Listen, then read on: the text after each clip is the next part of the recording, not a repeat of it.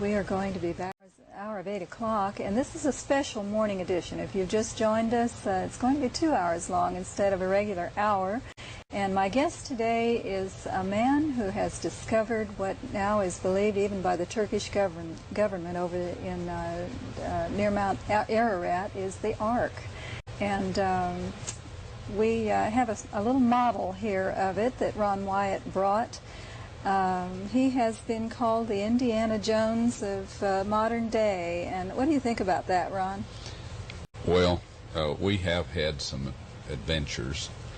Some of them have been rather dangerous and spooky, but I don't really think about myself at all. I'm, shall we say, just thrilled to death to be working with these things. Mm-hmm. And it you know, I've been called some other things too that were a bit less flattering by some folks. When it comes to Noah's Ark, there was some stories went around, you know, about folks seeing it.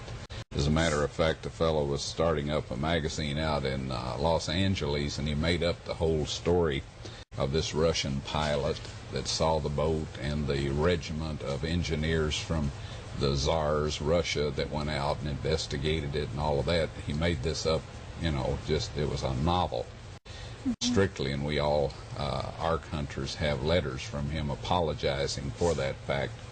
But these things stick in people's minds, and so when people see this, they say, well, that's not barge shaped, so that can't be Noah's Ark.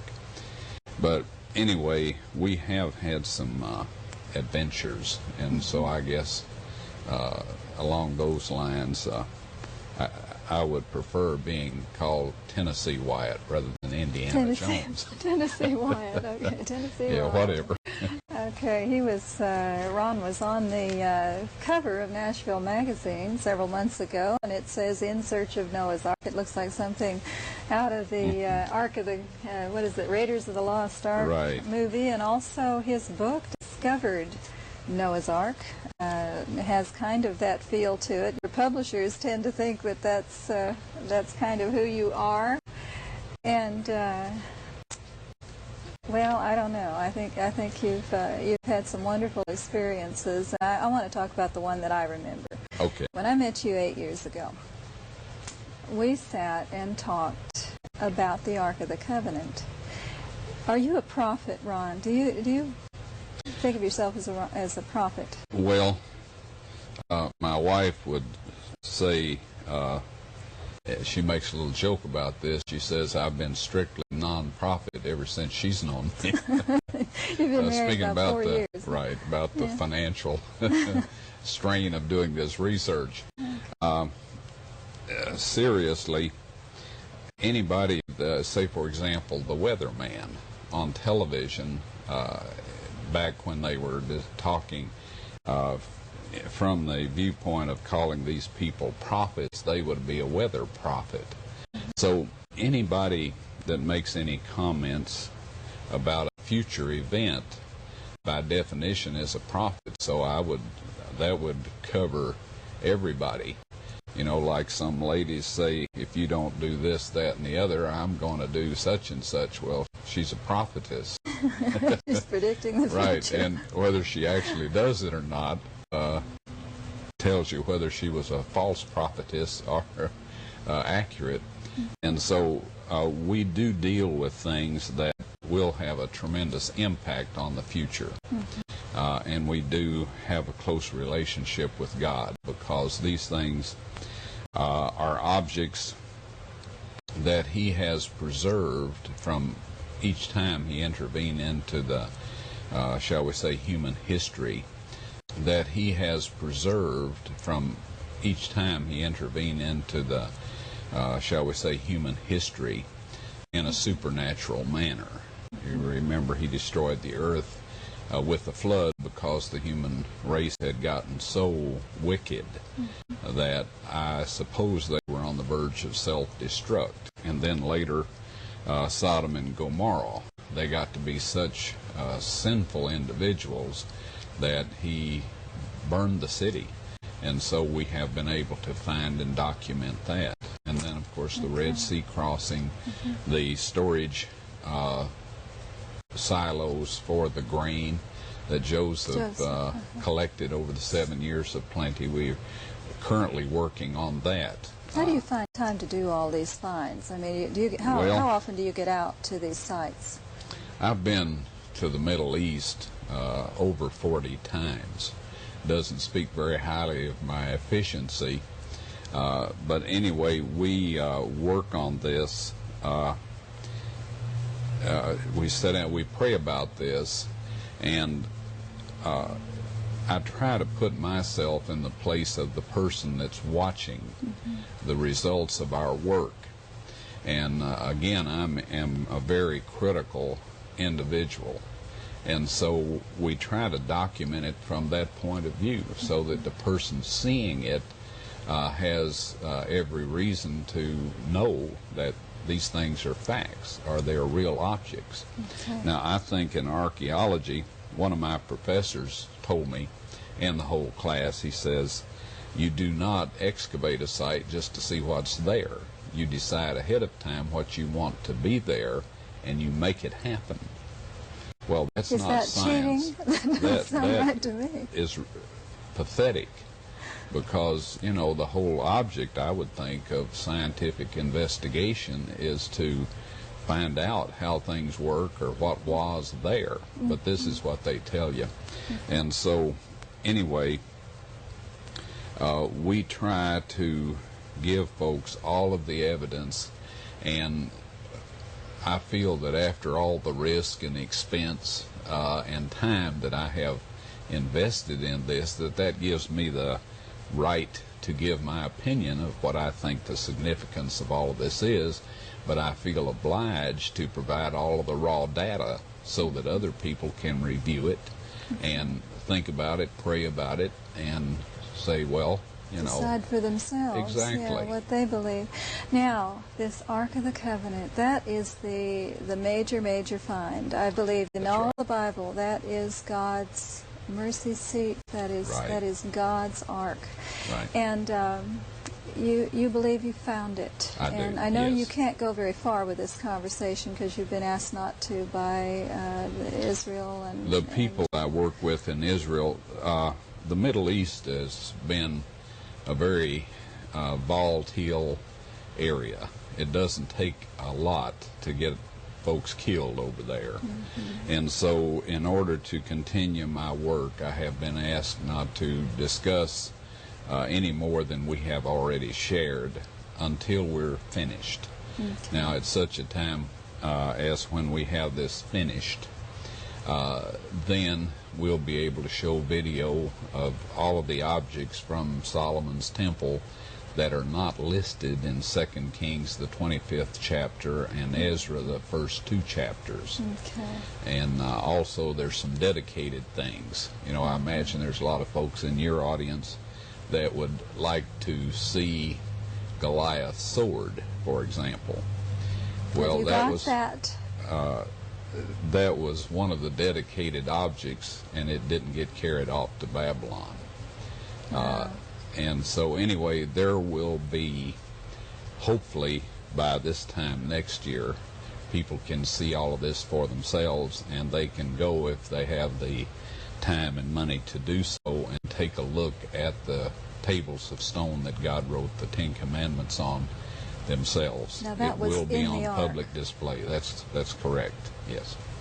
Bless your heart. Now, I wanted, when we met, you told me about taking a little Arab guide into a place that evidently the Lord pointed out to you, because you don't really feel like you're just a whole lot smarter than everybody else. I know that from you, Ron, and I know that you feel that the Lord's just letting you kind of notice stuff.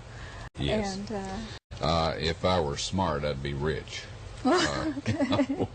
I am just thrilled out of my skull to be working on these things, and I get asked quite often, you know, why I think God gave me this privilege, and the Bible states very simply that God uses the simple things. And but I can certainly live with the idea of being a simple person to get to do this. It's an honor and a privilege. And so I don't, once again, I don't even think of myself. I think of all this stuff. Why should I think of Ron Wyatt? I'm just a average individual, and there's nothing special. The only thing special about me is that Christ died for me, and he did that for everybody. But you believe that now it would have been pretty wonderful. I mean, it would be great if 8 different people found 8 great finds, God's Right. finds. But why did you get picked? And you really believe you are chosen to have found these 8 finds. Why would God choose one man to find them?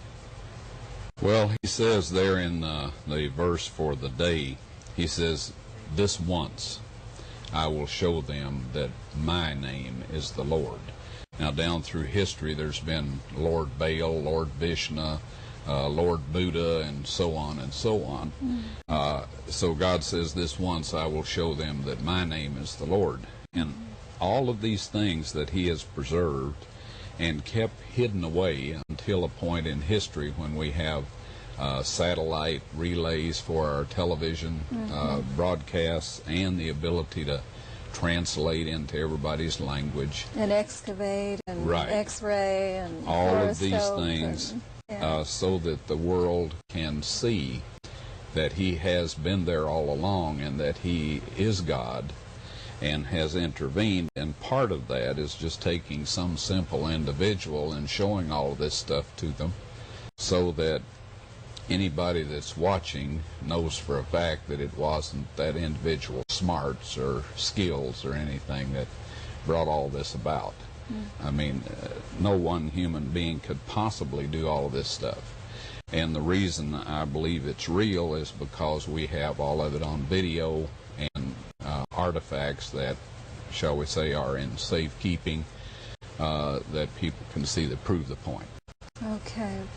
We're going to take a break here, and I'm going to take a deep breath. This is exciting for me. I love listening about this, and I wish I had been able to stay up 3 days before we actually got you in here and studied all this story over and over again. But we're going to go to a break and come back, and we've got another, forever to go, another hour and 15 minutes. Okay. We'll get into some more.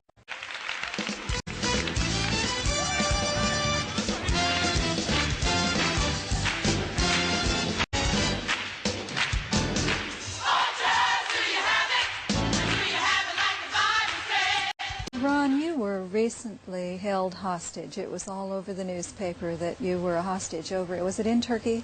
Yes, it was. And how'd that happen? Well, there's some political problems in Turkey like there is in, almost any country in the world. We have been extremely blessed here in America that while there's some political differences, things have not gotten violent. I think we did see a display in Los Angeles that shows it can happen very quickly. But in Turkey, there's a group that would like to take a part of Turkey and turn it into their homeland or whatever. And these individuals are looking for publicity. And taking Western hostages is one of the means that they perceive to be effective in getting attention. And we were out there going to do some work on Noah's Ark. And these people, I am told by the Turkish security people, have sympathizers or cooperators that have access to the computers. For example, you go into any country, they put you on the computer as a tourist or whatever your status you are. In visiting their country, this helps them keep track of you, keep a record of what's going on. So we were there, and the word got around, and these people set up a roadblock and caught us and took us out in the mountains and, shall we say, wore me out. I'm 59 years old. I was 58 then, but a year doesn't make that much difference. and we were forced to travel through the mountains at the rate of speed that these young gorillas could travel. Now, do they hit you or do any physical abuse?